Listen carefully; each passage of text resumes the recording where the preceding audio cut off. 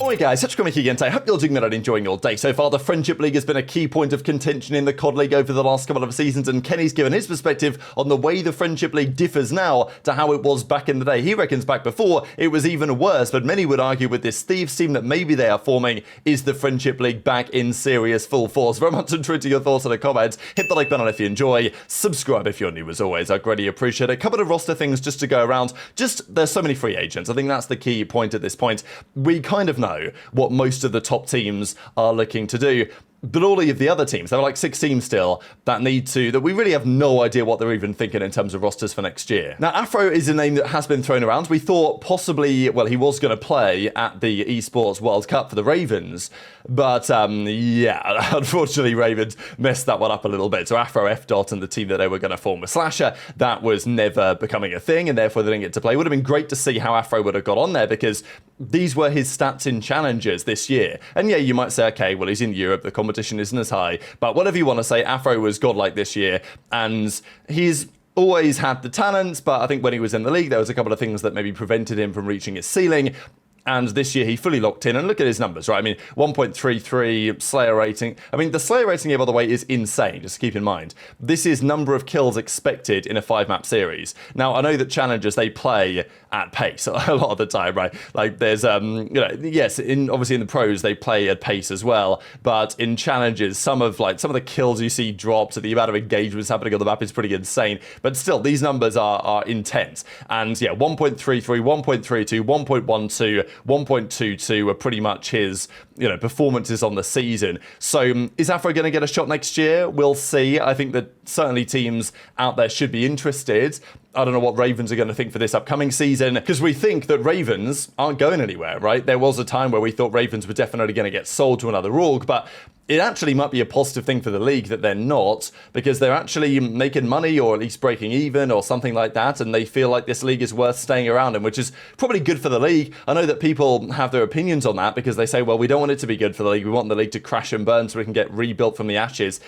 I don't think that's a good idea, personally. Like, I would like to see the league evolve and change and improve in certain ways, but I certainly don't think it, like, being burnt down to the grounds is any way indicative that it's going to be rebuilt again. Like, if this league collapses, Microsoft probably say, well, unlucky, right? Like, it didn't work out. We're not going to put any money in anymore, because they don't really look at esports like that. So anyway, that's kind of an aside. But Donny Temp, could he get on a roster? He wants to return for next year. Hopefully he can find a spot somewhere. I think that Don will, if I was Don, I would probably talk to some of those Halo guys that are looking to come over with some serious talent and try and put together something going on there. There was also big drama from Gunless, so this made it onto the thumbnail. COD Discussion, who always has some interesting opinions, let's say, says, just to make it clear, there are only 10 S-tier individual seasons in COD history. Now, I'm not going to debate this, really, because I don't think this is true. Like, there are so many other seasons that you could throw into the mix here, right? The fact that Karma doesn't have a single season on here, to me, is also pretty outrageous. But anyway, like, BO2 Karma, I think, should be here. Whatever, like, I'm not going to debate that. What I thought, because you can, like, I do a 20-minute video on that. What's interesting is what Gunless said in the replies. So, COD Discussion says, Ghosts Crim, AW Scump, IW Formal, IW Gunless, World War 2 Kenny, BO4 Simp, Cold War Simp, Cold War aBeZy, Modern Warfare 2 HyDra, BO6 Merc. Now, to be fair, it's not like his picks are bad. It's like, these are great seasons, right, for sure. But I think there's a bit more nuance in play. Anyway, Gunless gets the nod. Infinite Warfare Gunless, godlike. Nobody is going to deny that. Just here to piss off some OpTic fans and leave. So, a great start to the comment. Nothing but love for the players, but definitely got a burning hatred for the OpTic fan base. So, I think it's pretty funny, right?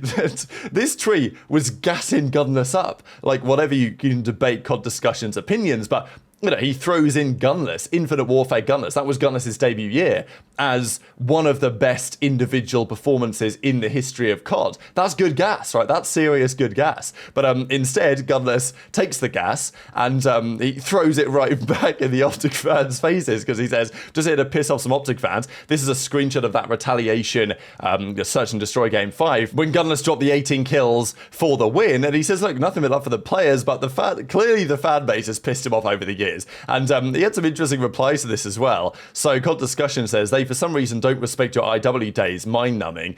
They hate that I did that to their dynasty and know that they can't say anything to me. They created a monster. Little do they know, after calling me and the Twins things I can't even repeat without getting banned while in the grand finals of CDL Atlanta 2017, which, look, I don't actually know what they were getting called by the crowd. I wouldn't be surprised if they were, I wouldn't be surprised if Gunless is right about this. Like, let's just put it that way. But I just think it's pretty funny that Gunless comes like all these years later and just goes on a bit of a tweet storm, right? Because there are people in the replies as well that, you know, like, for example, this guy says, Dog went from getting nervous at champs 3 years in a row to panhandling to funding to go to locals or like whatever. And then Gunless finds a tweet from this guy and says like, well, we've got a lot of bad apples, but don't sum me and others up with those gremlins. And Gunless is kind of saying, look, you said you're not one of the OpTic gremlins, and then you come back with this. And yeah, Gunless is in the replies to all of these. So, and look, at the end of the day, Gunless in Infinite Warfare, absolutely phenomenal player, one of the most exciting players to ever watch really in COD history, especially because he just came out of nowhere and was just unbelievable and was like a unique personality in the scene as well. When he turned up with that mullet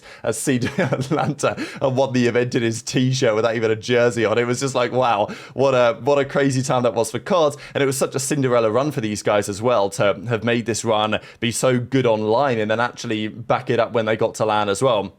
Unfortunately for Gunless, his career just didn't reach the heights that it could have done, right? I mean, I would say Infinite Warfare Gunless was phenomenal. World War II Gunless was not far away, really. Okay, maybe not an S-tier individual season, but certainly not far off. Like, Kenny and Gunless that year were, you know, both absolutely godlike at that following game. And there was a time where we thought, yeah, Gunless at some point he's going to get his rings, right? But for various reasons, it never happens. But let's talk about this Friendship League cheese, right? So Kenny, we think, is going to Los Angeles Thieves, returning to the LA Thieves. Now, pretty remarkable storyline this, especially after the season that he's just had. But he played for Thieves numerous times. 2019, won a couple of championships then. 2021 to 2023, won a couple of championships then.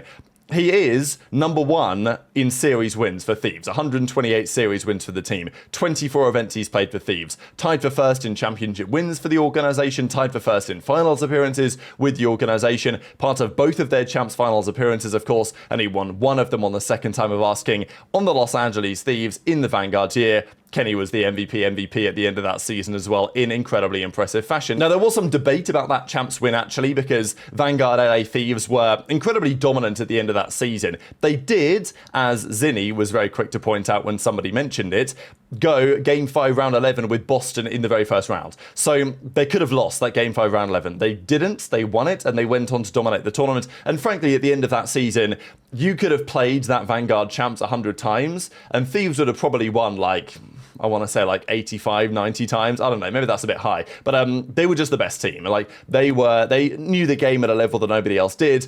Thieves were going to win that title. Like, if you look at Evil Genius's win in 2018, incredibly impressive. And I think people a little bit overstate how much of a fluke win that was. But if you run that tournament 100 times back in 2018 again, EG are not winning it that often, right? Like, maybe they win it 25% of the time. Maybe that's a bit much. I don't know. It's a big debate, isn't it? Like, on the COD scene, on which was the most impressive champs win and which was the least impressive or whatever. But I think the point they're trying to make is, were Vanguard Thieves more dominant? Black Ops 6 OpTic more dominant, or whatever you want to say. Because BO6 OpTic, at least until the finals, they were untouchable. Then Surge did give them, as we know, a pretty serious scare. But Kenny was also talking about the Friendship League, saying that you call it the Friendship League now. Well, back in the day, it was certainly a Friendship League. More dominant OpTic this year at champs. I didn't watch all the OpTic series this year. I don't remember. What do you think? They were pretty fucking insane. I won't lie. We were just 100-point clubbing team. That's the only thing I'm saying. Like the best teams. Like, FaZe is not getting 100 points. Who did OpTic play? They played Toronto. They did go to 9 in finals. Yeah, they didn't lose the map till finals. Who did they play? They played Toronto, FaZe, Boston, and Surge. Yeah, I mean, they probably had a better run than we did. No, yeah, they had a hard. I was about to say they were actually on some insane shit. They probably had a higher peak than we did.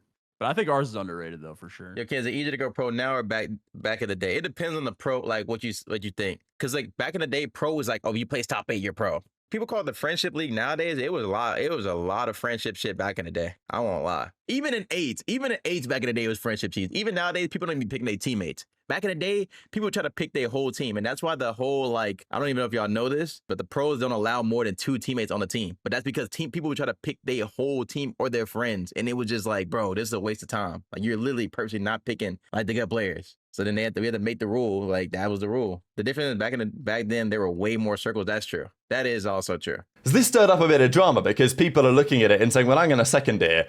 Is the Friendship League not the reason that you're back in the league? Now, I don't know. What do you guys think about this? I saw this clip yesterday with Skies. Is he getting picked up for the new season? And for some reason, just completely forgot to really mention that there is an interesting dichotomy here between Kenny and Skies. Like, in my opinion, it's relatively clear cut. Skies didn't have a great individual year on two bad teams, right? He joined OpTic and they did okay. They maybe got a little bit better, but we know how much better they got when they had Mercules, which obviously doesn't look great on Skies, unfortunately. On the other side with Kenny, yeah, he started the year on OpTic. He wasn't great individually. Actually, he was completely terrible. He joins Rocker. They don't get any better. He plays better individually. That is one thing that at least Kenny, at the end of the season, he held his own individually. So it's clear that Kenny isn't like, look, Skies, is he the player that he used to be?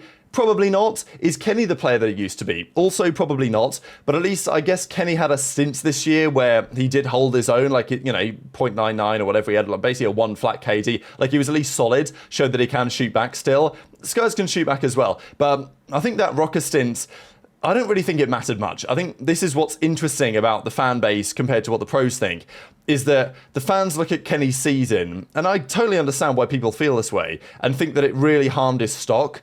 And I think it did among the fans, right? Like, Kenny's stock from winning champs last year at the first time of asking with OpTic, which was what he was brought in to do, and he did it first time of asking. His stock after winning champs last year was so high. This year it's gone down a lot in the eyes of the fans because he was terrible on OpTic, and then he turned up to Rocker and they were still terrible, and he was okay individually but nothing special. The pros look at it a different way. They've always respected Kenny very highly. Like, I'm not going to lie, Kenny could have got smoked on Rocker this year. It wouldn't have mattered. Like, he's still getting a top tier team because that's just the level that pros respect Kenny on. And it's interesting, right? And maybe you think it's unfair, but Kenny has won an awful lot, and he's got multiple MVPs. Skies is also a world champion, though. You can never take that away from him, of course. But in the eyes of the pros, even though, yeah, Kenny's Rocker team, they forfeited that online 10K or whatever it was against an amateur team. And in the eyes of the pros, that's pretty bad. But in the eyes of the fans, it's pretty bad. But the players don't care. Like, they still rate Kenny very highly, and they still think Kenny's absolutely winning mentality player. And of the players in that position, Kenny's like the only real one that they could go and get who could be available. So I think this is what I find really interesting about this Kenny pickup, is that, like, Kenny's saying it's maybe not as much of a friendship league now as it used to be. Some are going to say, well, Kenny, you're only getting picked up because you're friends with those guys. But that's not necessarily the full story there. Okay, yeah, Kenny is going to get along well, I think, with Scrap and HyDra and the team that they're going to have. I'm sure they're going to have their arguments, right? No doubt about that. I'm sure they're going to have that. But Kenny's not getting picked up to that team because he's friends with those guys. He's getting picked up because of the options they have left. Maybe they wanted Cellium first, but of the options they've got left, Kenny is the most sensible pick, in my opinion. And what you know about Kenny is that he delivers at the end of the seasons. And this is one thing that's worth contemplating for Thieves that are, you know, for Scrap, for example, last couple of years, at the end of the seasons, not gone to plan at the World Championship. Kenny turns up to champs. You don't have to doubt that team performing and him performing individually, because we've seen that so many years in a row. So very much interested your thoughts on all of this stuff in the comments below. Hit the like button if you enjoyed. Subscribe if you're new. Take care. And I'll see you next time. Gotta chew this clock. We got neighbors and single. Fuck it. Fuck it, chat. We ball. Oh my god, this might be a blitz. Now darts. No, I got hit. It's lost like that. God, fuck you! This game, wow, it came down to the final moments where it was their clutch score that proved the difference and set up this victory. Like, I cannot get a fucking break, bro.